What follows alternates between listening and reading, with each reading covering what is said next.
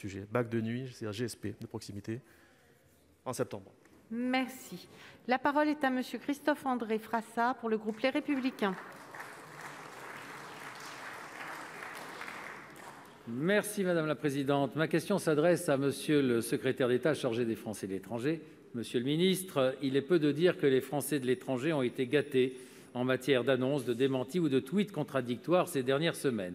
Couac sur la gratuité des tests, incertitude sur le pass sanitaire ou le QR code. Et il aura fallu qu'avec mes collègues Jacky Deromedi et Ronan Le Gleut notamment, nous intervenions encore et encore pour que les Français de l'étranger ne soient pas une énième fois traités comme des étrangers en France. Alors finalement, comme d'habitude, on bricole. Un arrêté du 6 juillet rend les tests payants pour tous les non-résidents au territoire national. Et puis, il y a eu votre tweet. Et puis, une instruction qui les fait redevenir gratuits pour les Français de l'étranger. Peine perdue, à ce jour, beaucoup de Français de l'étranger payent encore leurs tests en France. Les tweets, c'est bien, se faire obéir, c'est mieux. Quant au pass sanitaire, le 13 juillet, vous avez annoncé aux élus consulaires travailler à des solutions techniques afin d'obtenir un certificat pour tous les Français de l'étranger disposant d'un schéma vaccinal complet avec un vaccin homologué ou un équivalent. Mais qu'entendez-vous par un équivalent ? Je vous ai écouté sur Public Sénat vendredi dernier. Le seul équivalent serait donc le Covishield. Quid du Sinopharm, du Sputnik et de bien d'autres? Quid aussi de cette troisième dose que vous avez envisagée? L'été est déjà bien entamé et beaucoup de nos compatriotes, début août, se verront appliquer des mesures encore plus contraignantes. Nous ne pouvons plus attendre.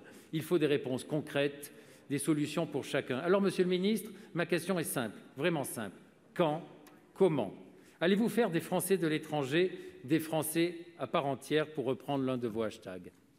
Merci. La parole est à Monsieur Jean-Baptiste Lemoyne, secrétaire d'État chargé du tourisme, des Français de l'étranger et de la francophonie. Merci beaucoup Madame la Présidente, Mesdames les sénatrices, Messieurs les sénateurs, Monsieur le sénateur Frassa. Tout d'abord, depuis le début de la crise, rappelons que ce gouvernement, l'État, a continuellement été aux côtés de nos compatriotes établis hors de France, et vous le savez, avec un soutien de nature sociale, éducatif, médical, et naturellement, nous allons poursuivre cela. S'agissant de la vaccination, par exemple, je veux vous annoncer aujourd'hui que nous entrons aussi dans une nouvelle phase, puisque après la première phase conduite par nos postes eux-mêmes, ambassades et consulats, et je leur tire mon chapeau, je les remercie. Plus de 50 pays ont ainsi pu être approvisionnés. Eh bien, nous allons entrer dans une nouvelle phase avec la société Isos qui va poursuivre cet effort dans la durée pour pouvoir traiter le plus grand nombre de nos compatriotes. Enfin, ensuite, s'agissant de la situation de nos compatriotes au regard du pass sanitaire, plusieurs situations existent par définition. Il y a celles et ceux qui sont vaccinés avec des vaccins homologués par l'instance européenne, l'EMA ou leur équivalent.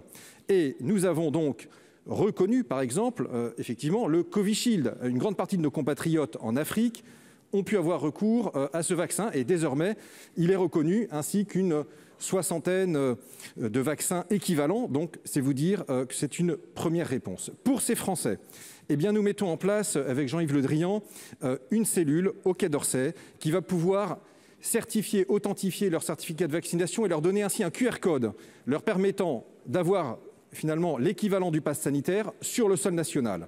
Et donc cette cellule se met en place pour pouvoir justement, d'ici la promulgation de la loi que vous allez examiner, délivrer ces titres. Deuxième situation, celles et ceux qui sont vaccinés mais avec des vaccins qui ne sont pas reconnus ou homologués par l'instance européenne, faute de données scientifiques probantes, suffisantes ou partagées. Eh bien, naturellement, le pass sanitaire, ce n'est pas seulement le vaccin, c'est également les tests. Et c'est pourquoi, je le redis ici, les choses sont très claires. Les tests sont gratuits pour les Français établis hors de France. Le Premier ministre l'a redit dans son communiqué. Pour conclure, Monsieur le ministre. Dans son communiqué samedi dernier, Olivier Véran aura l'occasion de le rappeler à tous les pharmaciens de France demain lors d'une réunion qu'il tient par visio avec eux. Et par ailleurs, les Français peuvent...